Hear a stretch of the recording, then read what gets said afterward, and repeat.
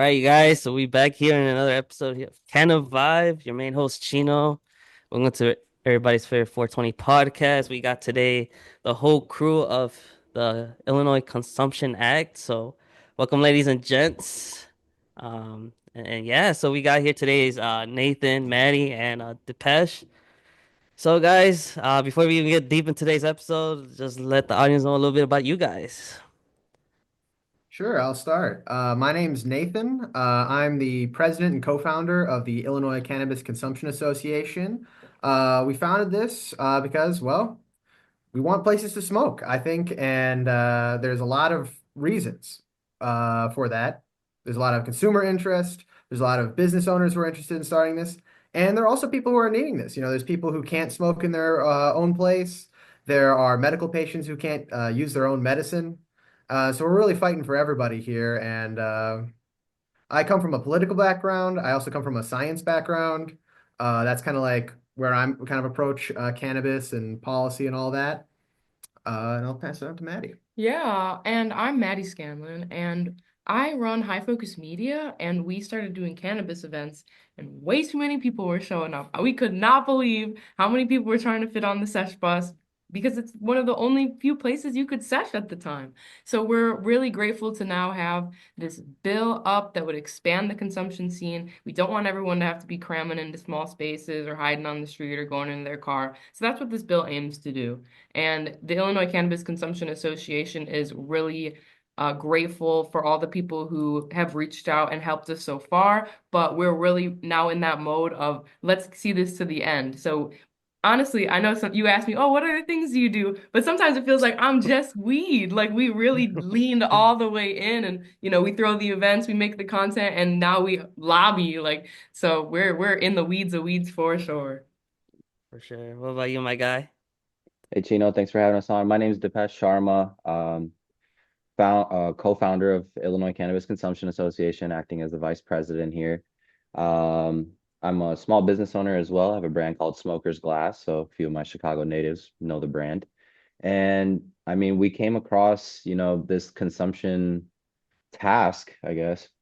Really, I've been friends with Maddie and Nathan for a few years now, and we tried to start up a business that would kind of work in lingo with her HFM media company, and we realized that there's no way to legally consume, quote unquote, there's no safe places. So we ended up starting to lobby. So I'm a full believer that the ancillary business, side businesses are going to be flourishing around this plant of marijuana and cannabis, and just trying to do my part to help small businesses succeed out here. Oh yeah, most definitely, you guys. So I know you guys do a lot, especially Maddie with the high focus media and the professions. Um, but uh, but yeah, seems like before we even got started in the episode, I'm already baked you guys off one blunt. But I pregame. But anyways, Here, let me. We'll do Yeah, I was anything. gonna um. say, let me take a hit here. Yeah, go ahead, guys. Cheers. See, I don't have anything on me, so I can't smoke right now. So I You're smoke smoking in outside. spirit. You're smoking in Yeah. spirit. Yeah. But anyways, where was I going with this? First of all, let's go back thinking about like when cannabis became legalized, like how did everyone process that, like from like I guess like going back to like when you guys started consuming. Mhm. Um, but then again, like I'm not sure, if you guys are, how old are you guys as well? But like, I started smoking at 16 in high school, so that's like probably a few years already. But like, I'm not that old of a old, pothead, or consumer wise. So like, I guess coming from your guys' point of view, how did you guys process that? Well, I You mean, weren't even smoking yet when yeah, they legalized it. I was barely smoking at all before legalization. I was. Um, so like for me, like that was kind of like the beginning. And so it kind of puts me, kind of behind the curve. So I have to like learn a lot. And I learned a lot from Maddie who smoked. When did you start smoking cannabis? In 2016. 2016. So that was like 4 years before it legalized. Yeah, but it was about to decriminalize, so I was Hmm. lucky to not be in it long for that. But yeah, I mean, I was getting a master's degree in PR and advertising when cannabis legalized, and I was like, no, I'm gonna do that now. No, I'm gonna do that. And so I just started like shouting, like, I need to work in this. Please, somebody give me a job. And I did. I was a cannabis market researcher with a group called Brightfield Group for my first 4 years in cannabis. And I learned a lot, taught it to Nathan. But yeah, I mean, at first it's like, yeah, it's gonna be legal, it's gonna be so great. And then it just like dawns upon you as it goes on, like, oh, this is not so great. Yeah, there's a lot of flaws. I mean, I think Illinois did it. I mean, I'm glad it's legal. I mean, I guess we got Yeah. to be thankful for Yeah. I that. mean, you never even that really smoked when it wasn't legal. So like that Hmm. paranoia, is gone now. So at least there's parts of it that are good. Like you don't have to be like, oh my God, I'm gonna lose everything. But like, Yeah. Yeah, like I don't gotta like, rely on the plug to come in and drop it off at the crib, or I gotta meet him up, like, Oh yeah. or I gotta like message other plugs, be like, hey, you got something, like, yeah, like thank God that hassle's over with. And like again, like I guess like, see, I started smoking in high school, of course, but like I used to smoke like in the alleys before class, or after class, you feel me, with my friends, Mhm. like, and we would all kind of be in a circle. We totally. would kind of all like look around and be like, hey, Mhm. we good, like.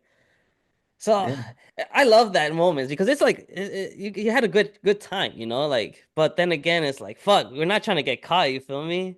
Hmm. And then once we got our permits and all, fuck it, it was uh, like that freedom. You feel me? Like you could go anywhere, and if you're smoking with your homies and your friends, whatever, that was most definitely the word. You feel me? Hmm. But Yeah, I mean, and it's still today, but like now that we're here after like 5 years of it being legalized, like you guys are now doing this, which benefits a lot, for everybody here, who is a consumer, and it's like that safe environment that we all been needing. I mean, like why we have bars? Why like that's the same thing, for one to kind of drink, socialize, but. But then again, that's alcohol, bro. Like, that's a whole different story. No, for sure. And for me, like personally, I grew up with the legacy market, just underground market and whatnot, high school, college, and I'm not that old, I'm a 93 baby, but went to college in the early 2000s and whatnot. So it's like it's always been underground and hush hush of an industry. But it's like it in one way, yeah, it's cool that it got legalized here in Illinois. But at the same time, like it almost feels like not much has changed. Like, sure, we don't have to look over our shoulder as much when it comes to being in public or just being faded, I guess, in general in public. But in reality, with lack of consumption spaces and kind of the lack of culture, it feels like not much has really changed. You're still vibing with the same homies that, maybe from high school and college and whatnot. And that's kind of our big angle here is like, dang, why can't we all just get along and enjoy the plant in public together? Why do we have to go back to our little cliques and be kind of divided, So this plant is unbiased, I have a cool someone wiser than me one day told me that this is the unbiased element. You know what I mean? Like marijuana is an unbiased element. Like look how many people and how many different cultures it brings together just by being itself, So Oh yeah, it's most my little definitely, take bro. on the plant. And I think once it became here legally, like I think everyone kind of thought of it as a different aspect of what it really is, And when it's like I don't know how to describe it, but it's like they kind of just said it like here you go, like you wanted it, like here you go, but like it's under. Like I don't know. It's like I don't know, like they have you like from here, we're like kind of catching it. Like I don't know, that's how I kind of describe it. Like we're like jumping like Mhm. for candy or something. Or I'm like, Yeah, come on, like they're give it. giving us that low No, for hanging fruit, real. right? It's like Yeah, a like low come hanging on, fruit. yeah, come They on, give didn't it give to us me, the come real on. sauce. Just little teasers is what we're getting right now. It's like the Hmm. fucking samples at Costco. There you go. Yeah. It's There just you a go. sample of the cannabis world, but we want the full thing. Hmm. There you go. Instead of Exactly. giving me the gram, give me the ounce. Come on, you guys. There you go. Honestly, I talk about that all the time. Like, why isn't there ounces? Like, they don't even consider the bulk consumer in this market. Like, you got to go to Michigan to get a full ounce, really, on a good price. So And see, we I are at the think grams here. see, and I think that's where a lot of people are now noticing is like go to Michigan, go drive that 2 hour drive and get you like what's worth your money, you know? Because like what you can get here for one, one product is like 10 fucking products over there, you know, like or more, you know? Like, but then again, like look, it's a whole structure out there that's like, for the people, for the community out there. Instead of here, I feel like it's more of a business aspect of like, we're gonna of course give you what you want, but like we're all gonna end up thinking about, the profits, of these people, you know? Hmm. I mean, you look at how they legalized it here. I was so I don't know if you followed the Cole memo, right? Not, some a little bit, yeah. Yeah, I'm Well, not gonna lie. I'm not gonna lie, no, I'm not no, gonna lie, no. I don't, I but don't, He's I out don't. Yeah, here. I don't really follow him super closely, but he made this like documentary video Mhm. that was like about legalization in Illinois, and like, yeah, dude, like big corporate, weed were the people who wrote the law. Literally, they wrote the Illinois legalization law. Yeah, and they'll say it out loud that they wanted to build a moat around their businesses. Like, and it's not Hmm. like this is new. Like the idea of an industry having people who lobby in it to have good treatment happens all over American, economics. But cannabis is different. Like all these people have this connection to it. So I feel like that's why everyone gets so angry about their cannabis being locked down in this capitalistic way. But they're not mad at Captain Crunch. So, but it's the same thing, really. What about you, my guy, Depeche? I mean, yeah, at the end of the day, man, I think Illinois is definitely, to your point, corporate influenced rather than, the Michigans and the Colorados of the world that are more consumer focused and consumer driven with trends and whatnot. So we're just in this new market that's disconnected from the culture. So people like us need to voice up, step up, and put it on our shoulders to bring the culture alive, and let's see what happens, you know? And Uh, for the record, we uh, do not condone interstate travel with cannabis. So Oh yeah, don't oh break the law. yeah. Yeah, don't, Don't break the no, law. nobody nobody has ever broken the law on this Train Uh, spotter. podcast. no, hypothetically, Oh yeah, hypothetically, well, let's, yeah, I'm let's in go a we're all with dream. I hypothetical did here. that. uh, Yeah. but like I like even like I wonder like because I haven't gone to Missouri, but like have you guys ever gone to like that part of that industry like yet? Maddie has. Yeah, I got And to go to St. Louis, but like, not gonna lie, we didn't go to a single dispensary because when we looked at the prices, it was same as Illinois. So we wow. kind of, but the people we were with, Mhm. were in the underground. So I did get to try some, Missouri cannabis product, but from the same sort of gray areas we have, they have too. And their market, that was last summer, so they've had some time to, make it a little better price wise. But it's still like every state, even Michigan, has the problem of there is nowhere to gather to enjoy it. So like we're talking really about the cannabis retail scene here. Well, our focus is the fact that there's no cannabis like consumption scene. Like the same way you have liquor stores and bars, we don't have that entire sector yet. Yeah, we only have liquor We stores. only have liquor stores right now. And so it's kind of like people make this assumption that, oh, it'll just happen. It won't just happen. We're fighting all of these forces. So whatever change people want to see, whether it's to make Illinois more like Michigan or what, it's like you got to be on here doing it. Hmm. Yeah. Oh, sorry. No, I thought you guys were gonna say more, but no, yeah. Um, so like, I guess overall, like, how has it been with this act? You know, like, I know you guys have gone already recent Springfield trips and all like that. Well, so I can speak to that a lot, and then Depeche can also add to it. But we've gone out and we've made all these meetings with politicians, whether it be phone calls, Zoom calls like this, and then when we go down to Springfield, we meet them in person, and that's like the best, because then you can kind of really talk to them. And it's been mostly positive, I'd say. I mean, we've gotten a lot of like, well, I'll think about it. Because you gotta appreciate, like, one, the politicians are very busy. There's so many things that are like getting on their time. They get literally hundreds of bills every year that they got to look at, if not thousands. And so, we're fighting for time. And so that's like one thing. And then the second thing is like very few politicians, they're kind of an older generation when it's more stigmatized. And also, not a lot of them use it. So they don't really like get it the way that like we get it.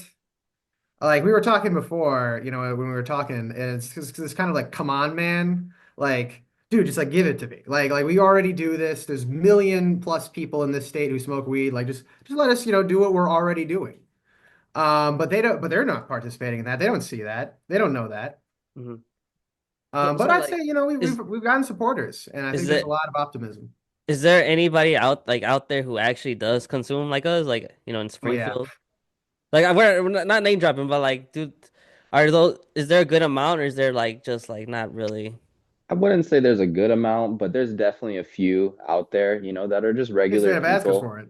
Yeah, they're that are regular people and partake in the luxuries of America and So, the so like fun let so like stuff let's of say for those people who are like for it and all like that, like why don't you think like they haven't done anything within the 5 years? Like of course, like how you guys mentioned, like they have a shit ton of other things to deal with and all like that, but like I mean, big wouldn't thing we you? gotta, yeah, a big thing on that note is like we need to understand. So these elected officials, they're all elected, right, by the public, and us public people are called constituents, right? So technically, the role of these elected officials is to serve their constituents, right?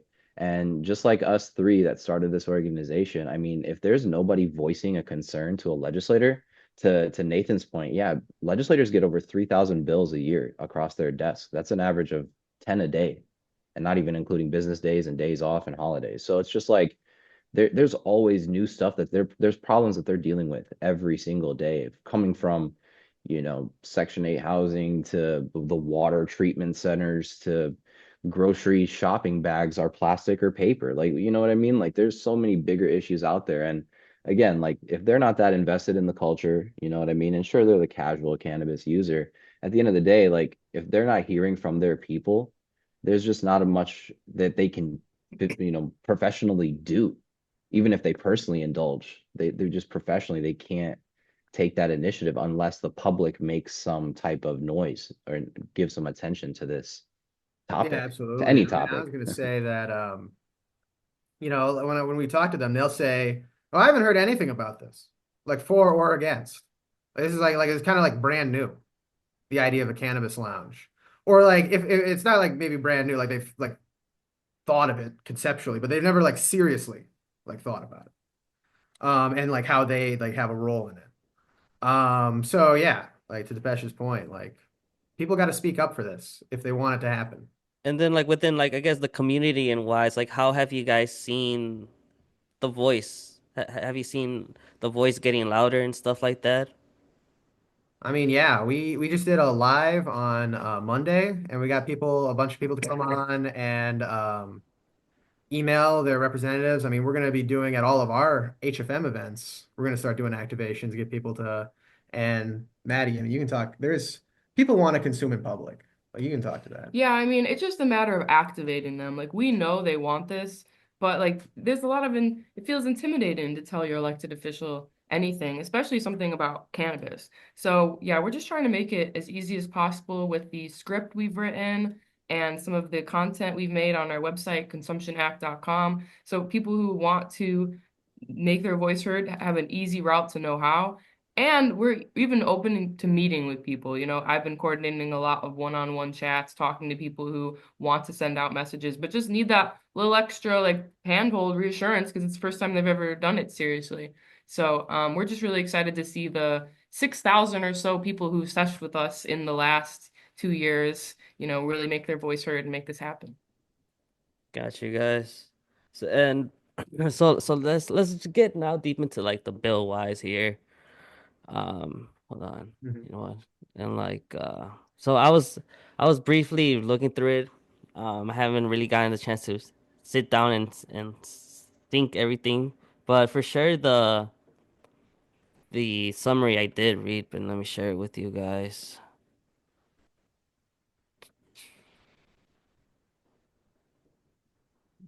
All right. Perfect. So So I like how you guys did have like the explainer text right here. So for like I guess people like myself and other people who aren't really into deep into the politics kind of know what you guys are saying and what you guys are fighting for.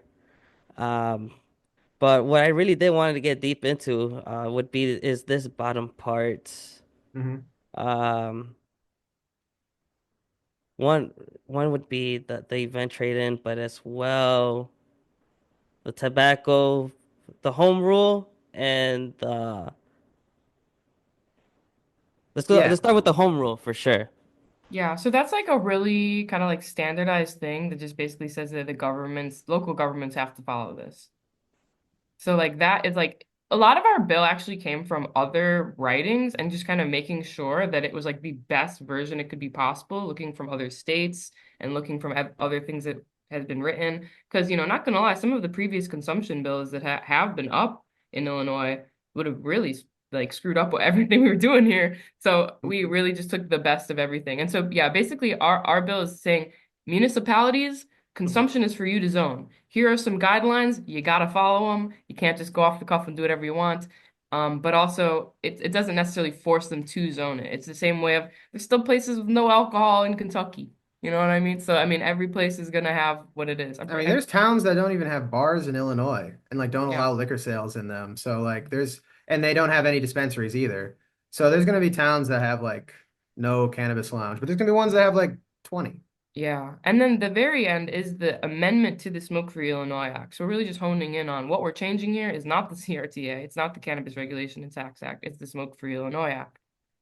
Yeah, so a lot of this is just like, we included like the kind of exemptions. Like there are places where you can smoke cigarettes and you just kind of, can smoke stuff. Hmm. Um, that they put in the bill.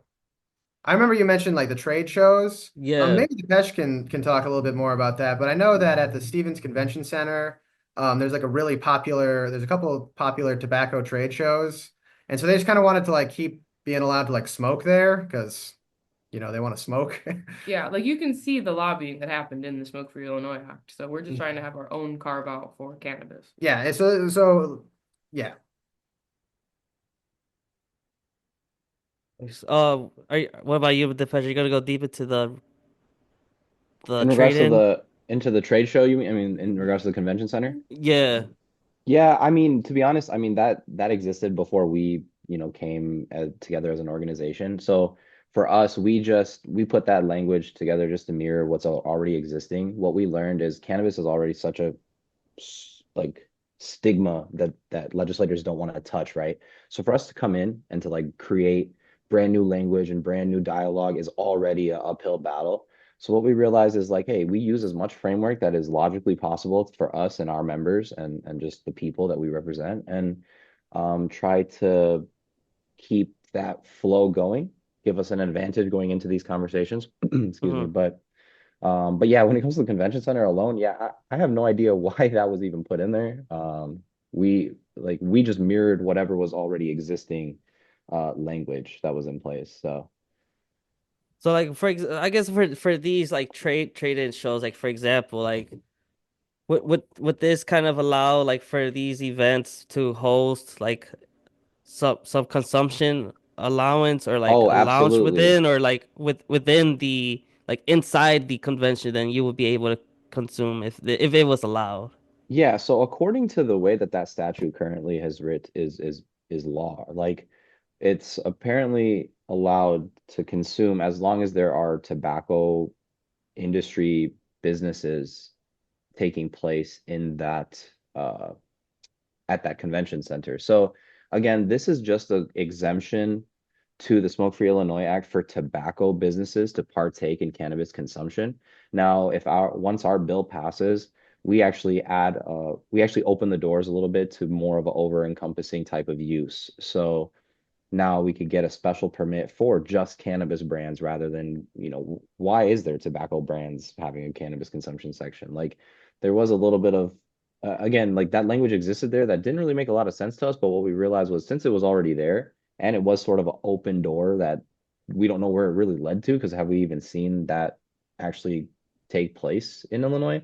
Um, we're just we're just throwing whatever's already stuck, we're just inserting that, I guess. But the goal is, yeah, to make this over encompassing. We can have music venues and Let's say someone's having a concert at the convention center, which happens as well, then they can get that special use permit or special use license and allow consumption on site. Like what didn't like the salt shed made a Rise dispensary inside? I Semi Kind like of. to say it's just drinks. it's just the beverages. It's just the señorita drinks. It's just the beverages, and then they kind of, from what we've heard, they look the other way when it comes to people smoking inside, which a lot of venues already do across the country, let alone Illinois. So, but I no, mean, so unfortunately, clearly they haven't created anything new or anything technically legal. They just basically they created a little mobile hemp beverage shop inside of a concert venue. how many milligrams are these? Like 100 or less than that? I think their drinks are capped at what, 10 or 20? I think I 10 think the milligrams per, señoritas are, yeah, 5 or 10 yeah, milligrams. 5 and 10. Wow, they should have low-key just put it behind the button and just have it as like a hemp, like It is. and just ID'd it, instead It of like is. It is. You got it. You no, guessed it. no, yeah, but no, but just saying like instead of making that like a whole scene of like calling it a dispensary since it's just selling the drinks, why not just sell it behind the bar? Like Well, it's basically like, they made a little store that looks like a dispensary, but it is hemp-derived THC drinks. You're right. It's not dispensary product at all. It's not a real dispensary by Illinois regulated dispensary definition. It is just something they're calling Rise and literally just selling hemp drinks out of. I think that's dumb. I'm not gonna lie. Do you guys think it's stupid? I don't. I think it's stupid because like, why call it a dispensary if you're not selling like weed? Like dabs, like vape pens, like Because that's everyone a knows what a dispensary. dispensary is. Yeah, they know that's where you can go to get the weed, and if weed drinks is all we have right now. I mean, I think it's good though, because if you want to have normalization of things, Yeah. then you need to be passing dispensaries all the time. So I think it's good for normalization because the normies going to the salt shed to see their concert are like, oh wow, weed, okay. I Yeah. guess, but like, let's say like for like a stoner who's like walking in, and you're like, you see that for the first time, you're like, oh shit, they're selling weed now.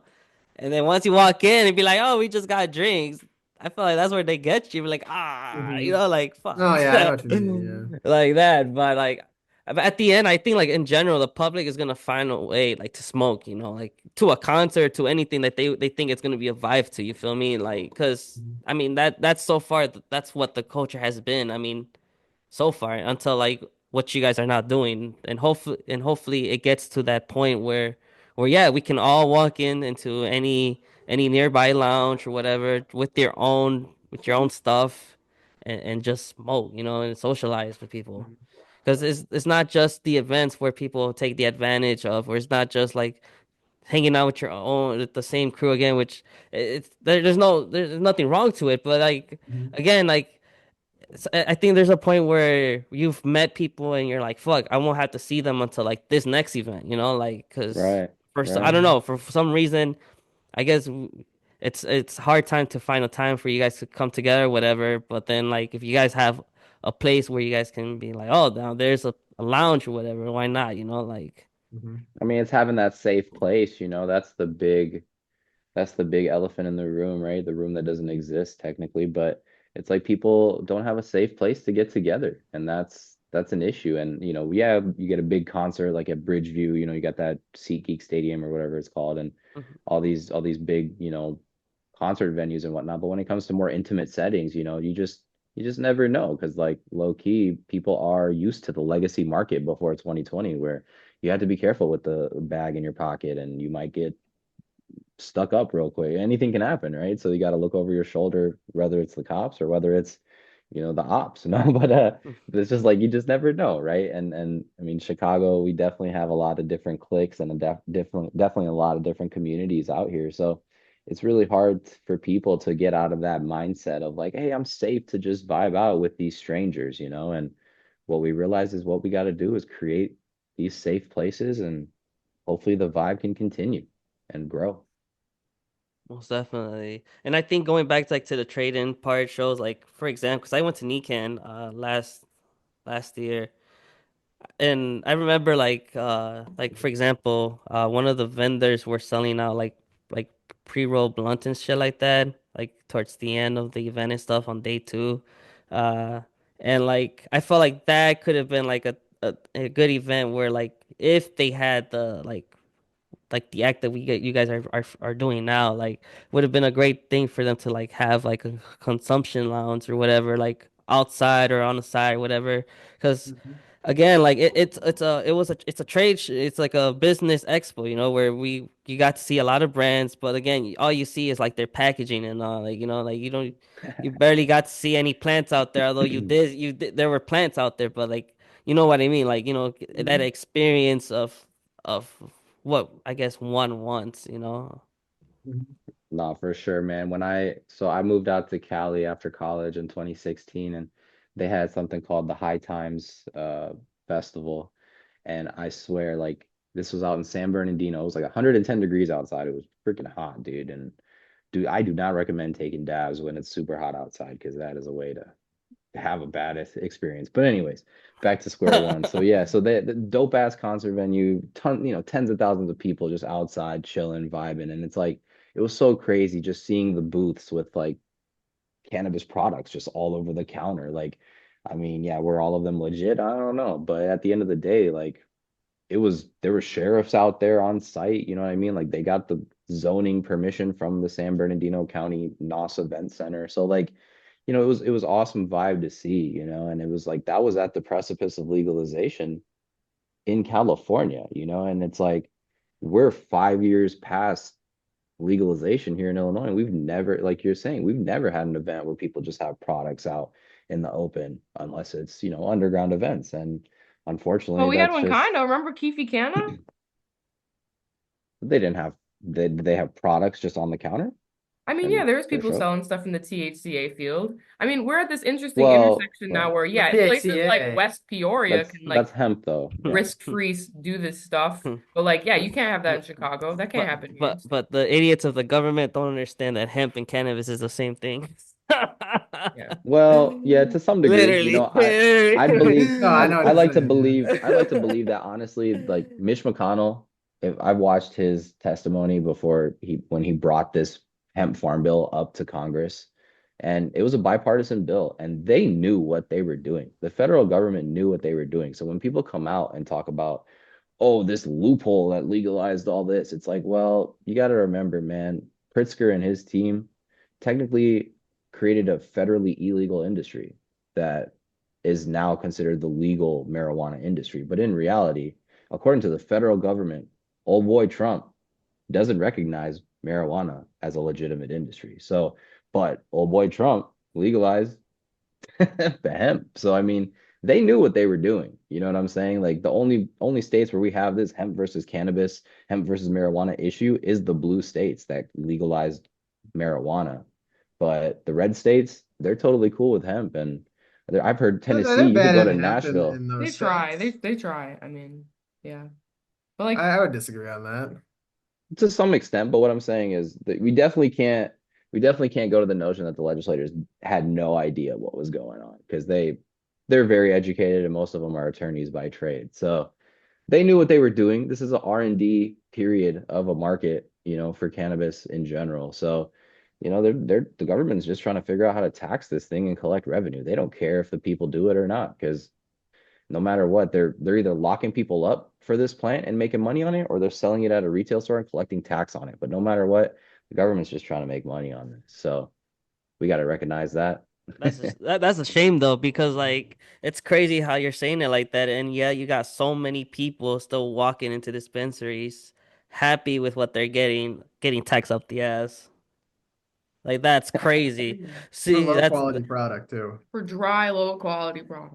that's sad, and like, and you still, although you still, I guess, have your brands that are some out there. Cause see, here's something I'll tell you guys, cause like, and I'll tell everyone, cause see, I don't have I guess not, I'll say the privilege. I don't have the privilege to try every product out there here in this industry here in Illinois. Mhm. I can only name you a little bit of like some brands, because why? Because I see it as like a real world problem of like, you know, like my money wise, you know, like I got bills to pay. I got responsibilities. I got myself to feed. I got my kids to feed. I got my gas to tank to fill because I gotta go to work. I gotta go to X, Y, and Z. You feel me? So Mhm. like the re-up situation here in Illinois fucking sucks, bro. Because like I Mhm. had like 6 dabs in my little fridge like 3 weeks ago, and now I don't got shit. So it's like fuck. Now I gotta re-up. So now tomorrow payday comes, and now it's like shit. Do I have enough to re-up or not? You know that so that's like a problem that I guess consumers are blind to see. And I guess the people who do have, that money, that's cool, great for them. And like who have the privilege to smoke all this because they work in the dispensaries or not, that's fine. Because like, but then again, like when it comes to shopping wise, like I feel like you're just on your own. Like no bud tenders really promote a product out there. And that's maybe, and I don't know if that's just in my point of view because I just pick it up. Like I online shop because I don't like the whole structure or the whole culture of the dispensary where it's just a kiosk and it's like you pay and you leave. You know, Mhm. like I've tried to make small conversation. I've tried to look around, take my time, but like There's it's nothing to look at. right. Like It's you Yeah. it's mentioned earlier, dead. you're looking It's at a TV screen and you're looking at packaging. I mean, right. there's It's nothing to look fucking at. it's fucking dead. So it's No. like you know. Until we get like real, like you can like deli style, and they like you can like smell it, and they have the jars behind the behind the counter, just like they do, yeah, in like states with culture, like Michigan, Colorado, California. That's the real shopping experience that we want. Yeah, and I also agree, like we grow our own cannabis to smoke weed every day. Like I Yeah, wouldn't be able to afford smoking weed every day in Illinois no. because it is damn expensive. But it's because we don't have a real budget tier. Like our market is sincerely flawed. They're charging premium prices for what should be budget weed. So there should be dabs and edibles and flour that's available at a reasonable, ideally competitive with the illicit market cost, like there is in Michigan. And yeah, they're still working out the kinks. Maybe some of the vapes need better hardware, yada yada. But like at least they're still working out their budget tier. We're over Yeah. here growing everything inside the most expensive way possible, and everybody who went in had to pay so much money they have to charge this. Like I don't blame the people who charge it. I blame the way we set up the industry. Well, yeah, most definitely. But then I guess like yeah, most definitely. I guess like how you said it's the way that they structure it. Because I guess if it was up to us, I'm sure we would have all type of ranges for everyone, and all type of like tiers of cannabis, like how Michigan has it, like they always have like their tier one, tier two, tier three, and like the pricing and it's all makes sense. You feel me? Like if you want the good shit, you're gonna have to pay a pricey thing, but it'll be worth it. You feel me? You know it's worth it. Mhm. Here, it's like you don't get to smell it, you don't get to see it. You just see the prepackaged, and if you get a good nug or whatever, you're lucky. If not, you're fucked. And then there goes your what? Your $100. Fuck, You like can't return it. It's so Yeah, annoying. there's no quality. There's no quality guarantee. no. And then you see some brands always out there like saying like they always take care of their bud and stuff like that. And it's like the reality is like, are do they or do they not? Like. We don't know really what goes behind the scenes of the cannabis industry. We just know what we see in front of us, and it's the bud tender opening that little window, and there's your product. Like, see, I was talking about dabs in another episode, and it was about keeping your wax in like fridges, like like keeping them cool.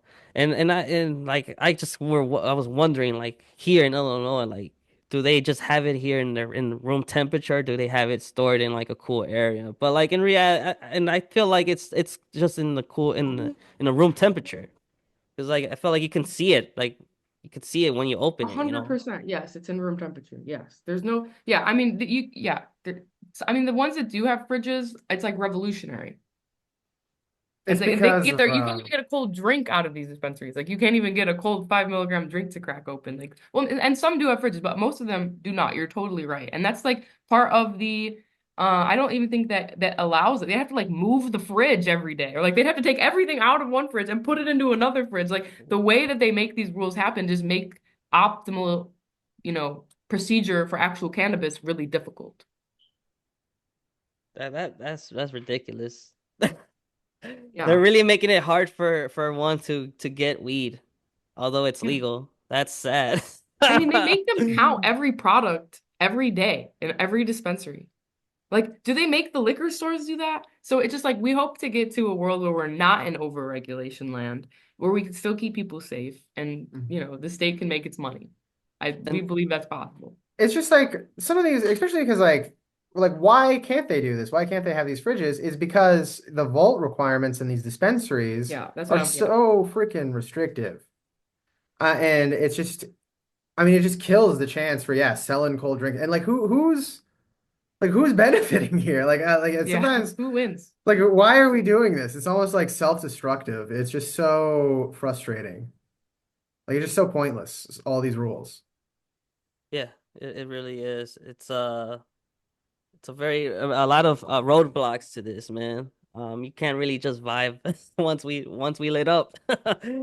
So Yeah. another thing I did wanted to get to on your bill was about this tobacco retail stores, and you guys were mentioning about how they had the sales loose leaf tobacco plants, herbs, cigars, cigarettes, pipes, and other smoking devices for smoking tobacco and relegated smoking accessories. So would this also open up where like let's say if one had a smoke shop, would they allow people to come and smoke in there as well? Yeah, Or actually that already Yeah, so exists. all the text in black is like after the Smoke Free Illinois is actually existing text. Our additions are only the ones in blue. So like right now, the only way to not be a dispensary and open a smoke lounge is by being a smoke shop that derives 80% of your profits from those tobacco related goods. So good luck so, doing that. so The if caveat everything to that though is like you can't have food, you can't have drinks, so it's just not practical for a business owner to open mhm. an establishment that is so restricted. Again, they've overregulated.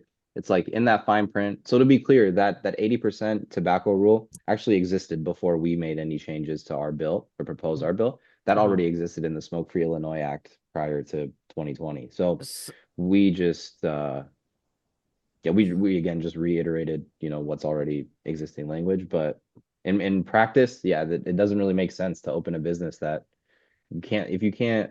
It's like having liquor at a bar, but then you're not able to, or at a restaurant, but then you're not allowed to serve them food to sober up. You know what I mean? Like it just doesn't make sense to the consumer.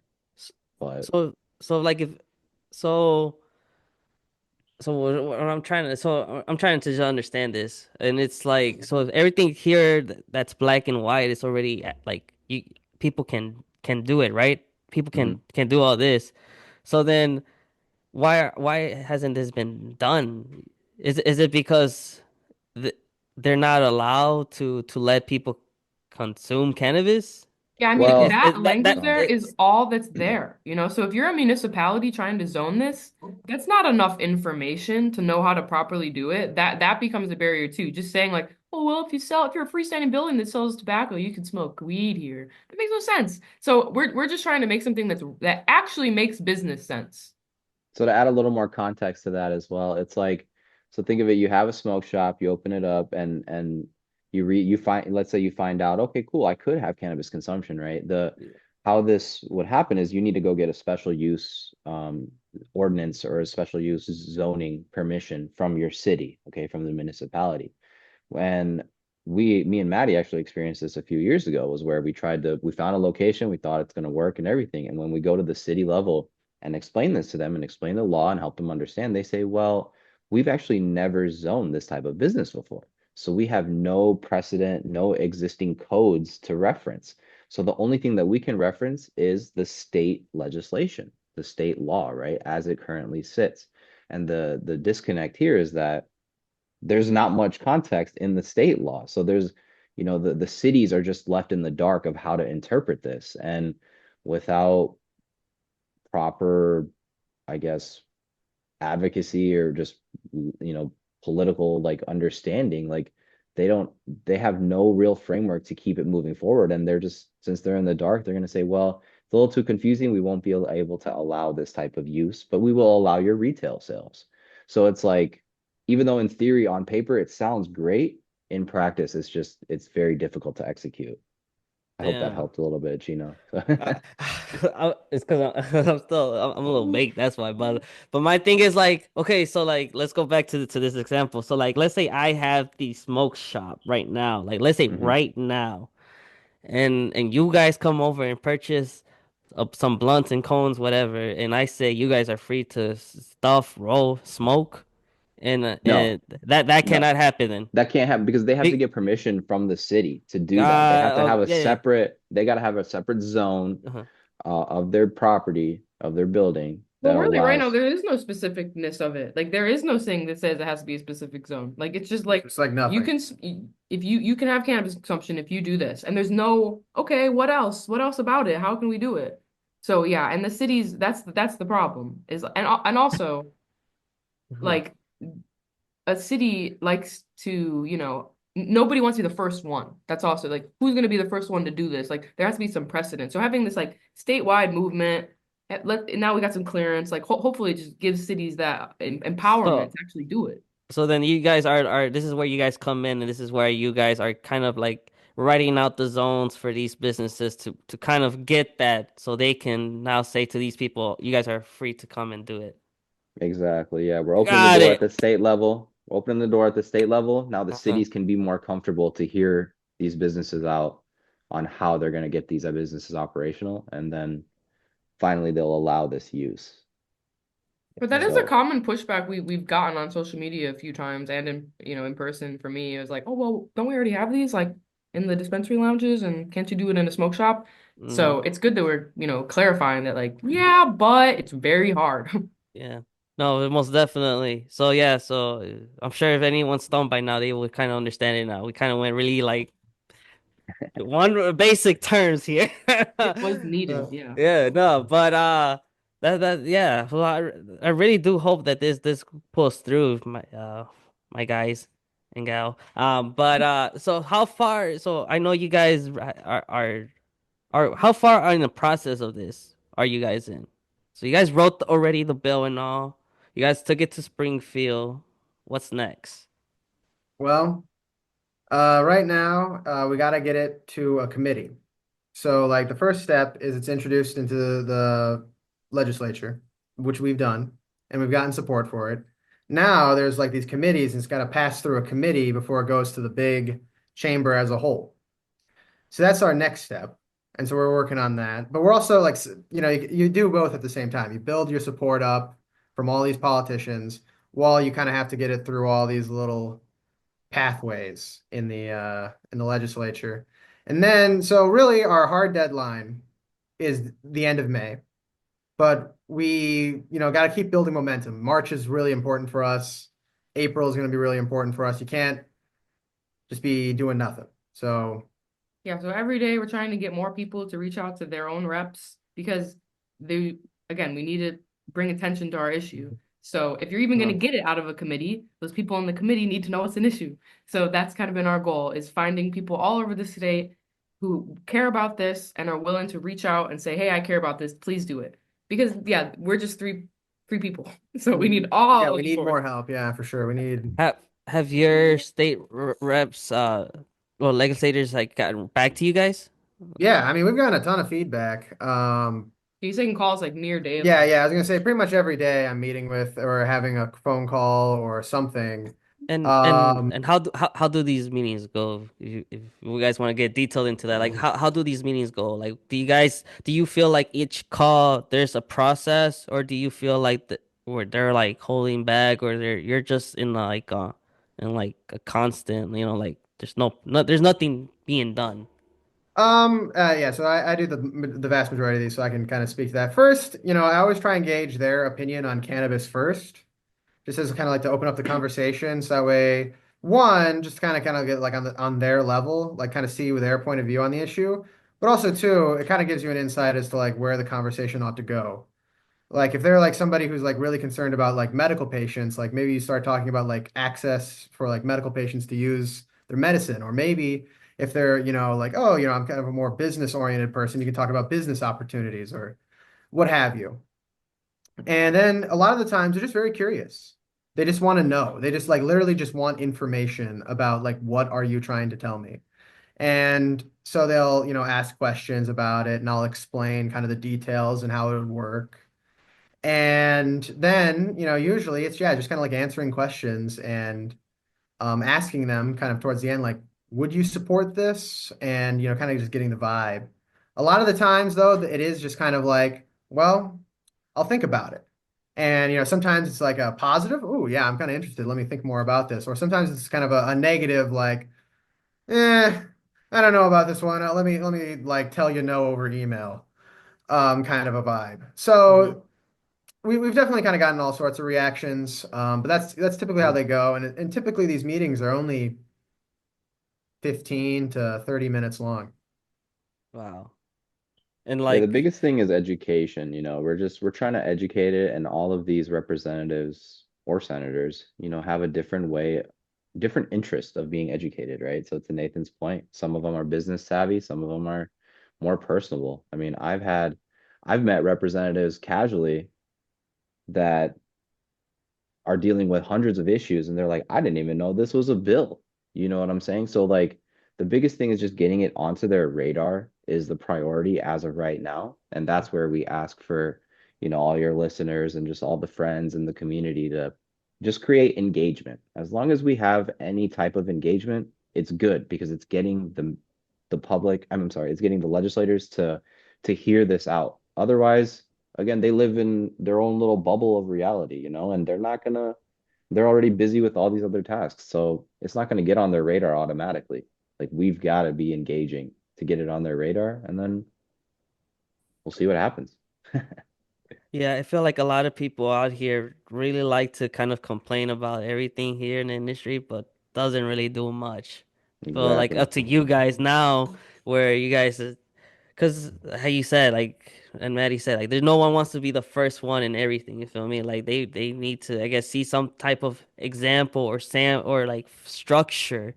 Um, because like.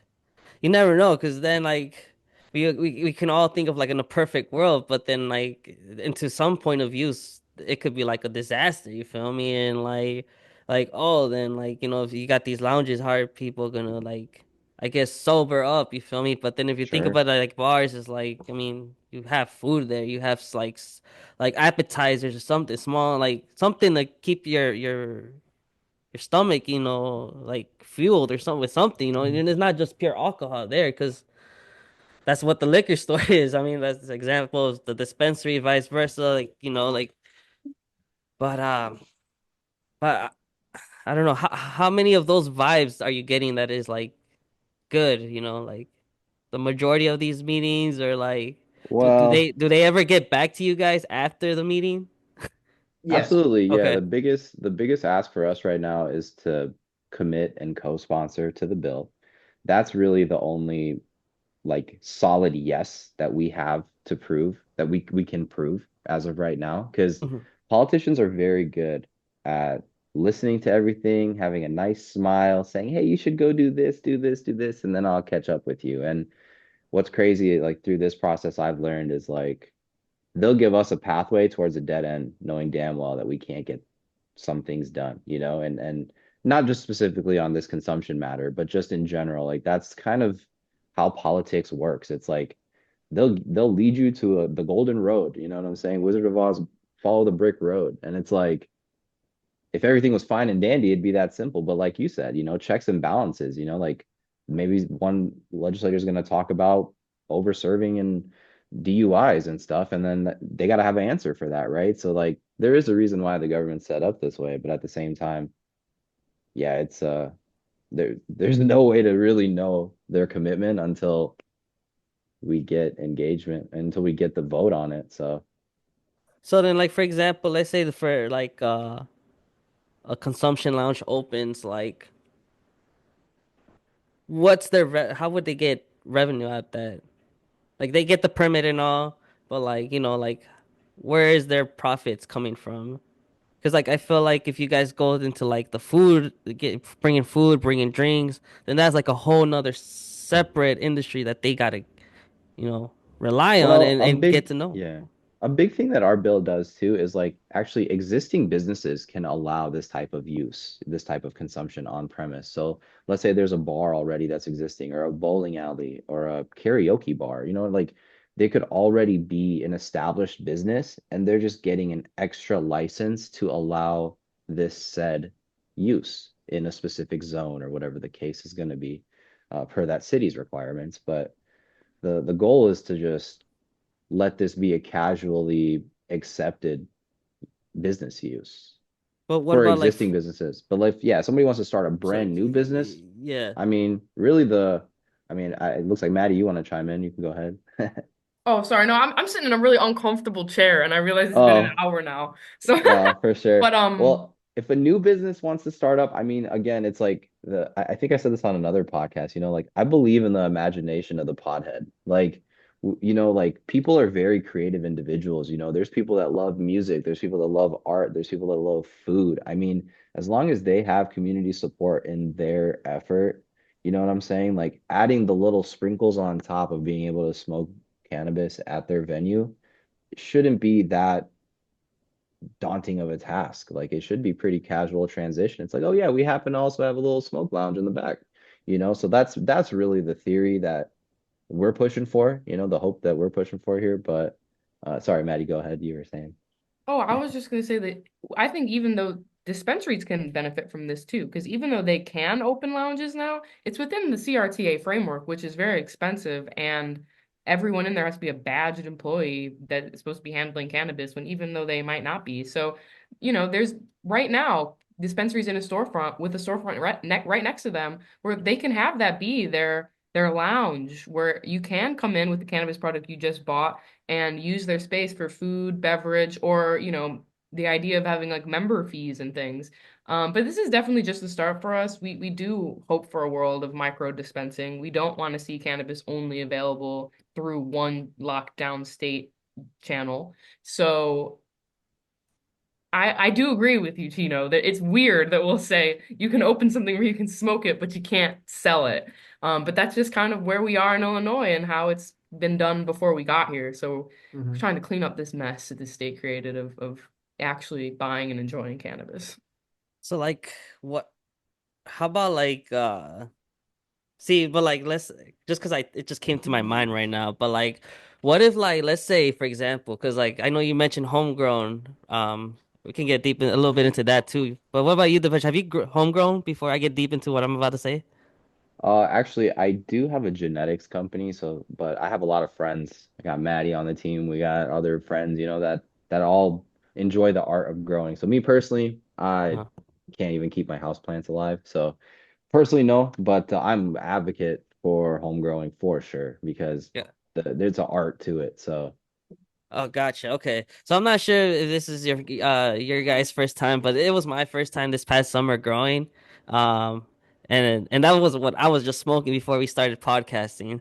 But anyway, so like let's say for one to have who is like a home grower, like would they be able to like get a lounge, get this license, and like would they be able to like provide their own stuff to people who can walk in, or would this be like a whole separate thing?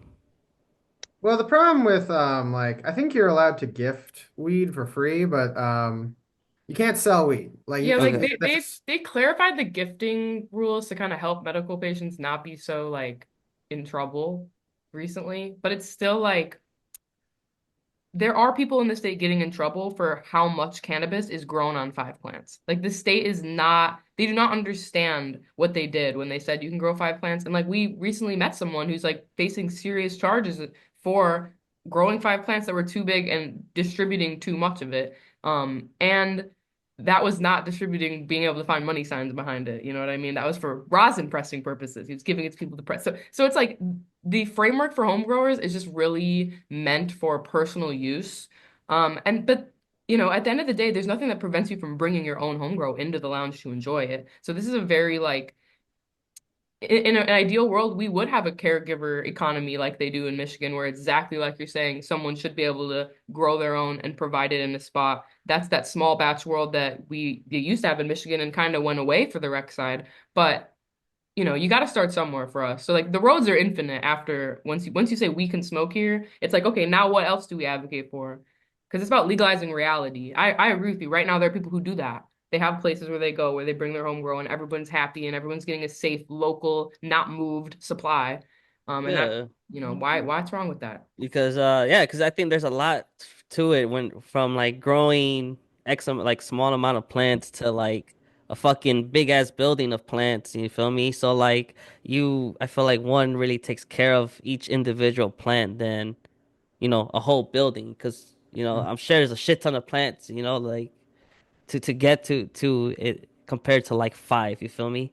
But like I don't know that just came to mind because like again that I feel like that would be like another like good startup, you feel me, to for one, because like again like although this is all amazing and all, but like what about like these people who do want to start it? I feel like that's something where I think I'm not saying you guys, but I think that's like where somebody or something should start, on like thinking about, you feel me? Because No, like for Absolutely. You sure. could go, Yeah. you could open a brewery right now. You could brew your own beer and you could sell it out of it. We enjoy a venue called Blue Island Beer Co. that does exactly that. There should be no reason you can't do the same thing with a plant that can't even kill anybody. Yeah, most it's kind of definitely. ridiculous how unfair it Yeah, I is. would totally. Yeah. But But yeah, that's unfortunately, to get a legislator to understand that though.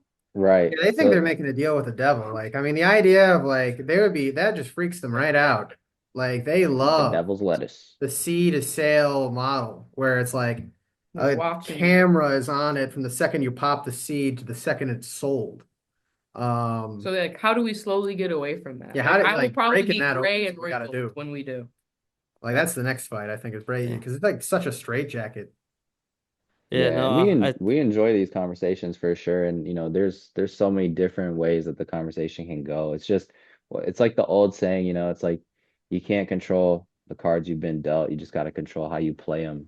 So we've learned that, it's very hard to modify the CRTA that was passed in Illinois. Like the big marijuana companies are struggling to create amendments and things that favor their own industry. So it's like what we realized was we're going to modify the Smoke-Free Illinois Act and just at least allow the culture to start kind of budding and come into fruition here. yeah. But yeah, so I'm not too sure on like, how all this goes, but like but yeah, no, we do I'm sure everyone here appreciates like what you guys are doing overall with this act and all and taking your time to make a better place for us stoners, you feel me? Because I mean it's been 5 years and I felt like we're still in day one of legalization because all we can do is just go to these dispensaries and these events. But like, have you guys gone to underground events? Like, do you, Yeah, yeah? many times. Do you guys like? Do you guys ever like feel like that's ever gonna come how it is, like how it's set up on the underground to like the legal market? Hmm. It's hard to say. Yeah, Like I mean, New York might have farmers markets and so the idea of people coming in little stands with their table for what they sell, but they still gotta like go into the dispensary, I think, and actually make the purchase of the farmers market, or there has to be some sort of dispensary entity helping them. So I really think it just what people advocate for is what we're gonna get. So people who are all going to these markets and then don't talk to their legislators about how the cannabis program is broken are the problem. Most def, most definitely. But but yeah, I feel like you guys are bringing awareness a lot, and I feel like you guys are making people realize like it's not really that hard to talk to your rep, and I'm gonna just go back into your website so we guys can see exactly how everything is. Yeah, consumptionact.com/script. That's the big page to get our easy three-step process. Okay, but like so this is like for to meet your rep, right? Yeah, if Mhm. they Yeah, want because it to meet get in your touch with us for some more direct assistance, they can let us know how, talking to okay. people. And then yeah, this is how if people want to help us advocate online, we're sharing kind of all our assets, some things to think about as to why consumption is important to you, just put that camera on your face and say it and put it out there. And we've been very grateful. We've been seeing people sharing our assets, and it's been great. But yeah, this is the main tool where if you click on Find Your District, you find what number you need to put in. We've created a tool where we'll give you their direct email so you can email them. Easy. That's amazing. I actually did my address and I found my guy. I'm actually at the hit him up probably within what are we Thursday? Probably do it tomorrow or Monday. I probably Thanks, put him man. Yeah, on yeah. Appreciate it. and gotta put him on the pod, man, and see what he thinks. That would be cool. Yeah, Yeah. I gotta No, get. you gotta introduce these politicians to the culture. Hell yeah, hell yeah. See, right here in Canada, we doing a little what I like to call a little semi Joe Rogan. You feel me? You gotta bring all these people in. You feel me? Hmm. I'm a big fan of the show. That's why, y'all. But Yeah. anyways, so yeah, so we go here with so then we go down, and then I like how you guys made like this email ready for one who doesn't know how to make a professional or just doesn't know what to say. So kind of made us just we literally just gotta copy, paste, and send it, to the Mhm. guys or whoever's your rep. Yeah. Um, but yeah, so this website is so simple and all, and you guys are really just to the point. Um, and but yeah, so one thing I do want to get to before we wrap it up on the show, is about social media and how here Miss Maddie got her account, taken off, then she got it back. So tell us a little bit, like how was your experience on that? Which kind of sucks, I bet. Yeah, well, I guess so. We had a lot of the HFM accounts got flagged all of a sudden at the beginning of the year. And we kind of like Meta said it was changing its policies and that you could not have any content that looked like you were selling cannabis. So, given that we sell tickets on, for events, it kind of there was a link that went to something for sale. And that's what we think really got our Profesh Sesh page because that one never came back. The Profesh Sesh page was deleted permanently and gone forever. So we're just operating on the HiFo Media page. But yeah, made content luckily only had a link to a form in it, so a link to sign up for our newsletter. So they brought me my account back. I was back for a couple days, and then I was briefly flagged for about 15 minutes, and I said, "Screw this! I'm not gonna let any all this randomness get me." And I got verified, and ever since I got verified, I have not had a problem. But Did I'm you sure wake I would up? have a problem if I posted something that said, I have weed for sale or something like that, which, as a dispensary, you want to be able to say. Mhm. So it's Yeah, most hard to not definitely. say I have weed for sale. We even do work for, Bud and Rita's and OK Wheeling, and we have to say stuff without straight saying it. So the rules though, I have seen a huge uptick in views.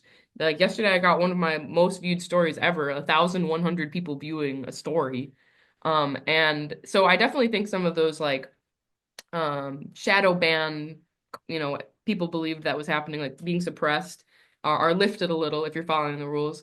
And in my account status, I have not had any content flag so far. For my account, for the Icca account, Icca has been posting the word cannabis straight up all over the place, saying the word cannabis straight up all over the place. We have absolutely no sales language going on. So we're actually launching some merch to fundraise, and I'm having to think about how we're going to be careful about how we approach that because, using the word cannabis and then having something to buy, even though it's a freaking t-shirt, Hmm. you still have to consider. So it's definitely better than it used to be, but man, I'm just so Did, glad they didn't delete did paid did content. you RIP did you Professor's page, but oh my God. did you wake up to it, or No, were I you was already? on it. I was like scrolling Oh, like do do do do, and it was like boom, and I was like, so damn, that was a little pain. I was like fucking mad. I was like, I was trying to scroll too. Then I lost my access to my fuck. beautiful feed, and I had to go on some other account and watch all the dirt of the internet again. It was crazy. No, yeah, I think internet for the stoners, man. It's very hard, I feel, because like I feel like you just kind of mentioned like the wording and on and like even if like you kind of just like copy and paste your same post you did on one app to another, like it's gonna be different restrictions and all, I'm sure. Like for example, like I'm sure like most definitely TikTok to like Instagram. I mean like I don't even do different. TikTok. I mean, we're like anti-TikTok now. He used to Oh, be a really? TikTok person, but I do TikTok shop. yeah, but ever since TikTok kind of like threw that 360 trump card at us. We're just like, we're done here. But I was always done there because they were very cruel to weed. But yeah, I'm Instagram, LinkedIn, Reddit, and Facebook. Now I repost everything on Instagram almost goes to my Facebook. So, and I've not had any problems there. So That's what's thanks, up. Doc. And that's what's up too. That for the Consumption Act page, it's not getting shadow banned or anything like that. So, because that's most definitely what everyone wants to see and get on their feed. Get path across their feed. Um, but that's what's up. So, um, do you guys have any events nearby coming or in the works or anything like that? I know you guys had like your second year anniversary for Profess Sesh, right? Yeah, we're doing a Profesh Sesh on April 1st at Pizza Lobo in Logan Square. We love going to Pizza Lobo. They're so awesome, and they're having us back for the second 420 kickoff party. And yeah, Icca's just kind of going to be all around. If you follow our Chicagoland events newsletter, we're attempting to be at as many events as possible with just some collateral on us ready to go to help people activate. It doesn't take too much rather than just, hey, your phone. Everybody's got a mail app on their phone, so everybody can contact their legislator. Most definitely. And are you guys having plan anything for 420? Because I know 420 falls on Easter. We don't usually do 420. We let everybody else do 420 and we promote it. So we we, Oh, we kick okay. off on 421. We might be back for something end of April, HFM wise. But yeah, Icka's just gonna be everywhere we possibly can be. This Saturday I'll be out at a Women's Day event and inviting the women of Villa Park to to do this for us to make sure they tell their legislator. So Are you gonna be in Villa Park this Sunday?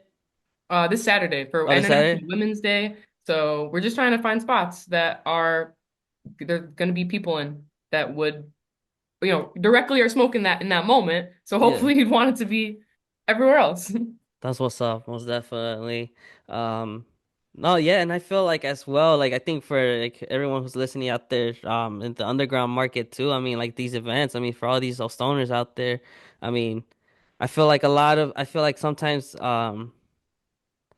we kind of don't appreciate the underground market just because I think we're here trying to be on the right path and on the legal side of things. But I feel like that's as well like another big part of that industry, that these dispensaries are missing out. You feel me? Or so like Hey, the as well like underground is what got us here, right? So yeah, yeah, yeah, yeah. You we can never gotta show forget where we respect. came from, man. We can never forget. Exactly. Um, Exactly. Exactly. But yeah, ladies and gents, but again, thanks you guys. I think that wraps it up. Before we do actually wrap it up, do you guys have anything else you would like to say?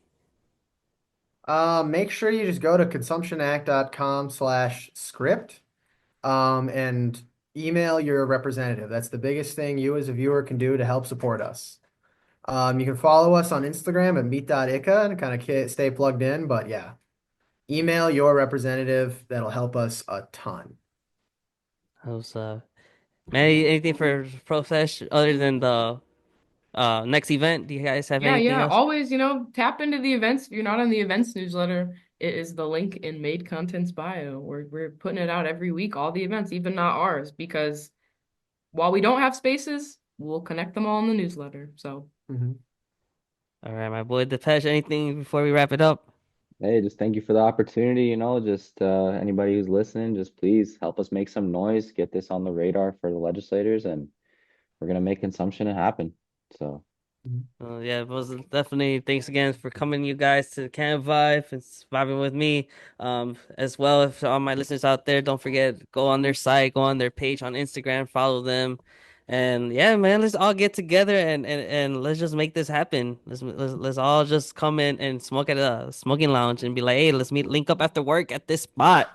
there it Mhm. is. Why not? Yeah, Let's make plans this weekend at this spot and get high. yeah, absolutely. That that's what we sounds want. perfect, right? Why can't we just wake up and say that, right? Mhm. But Yeah, uh, but yeah. But other than that, ladies and gents, we'll see you guys in the next episode or vlog.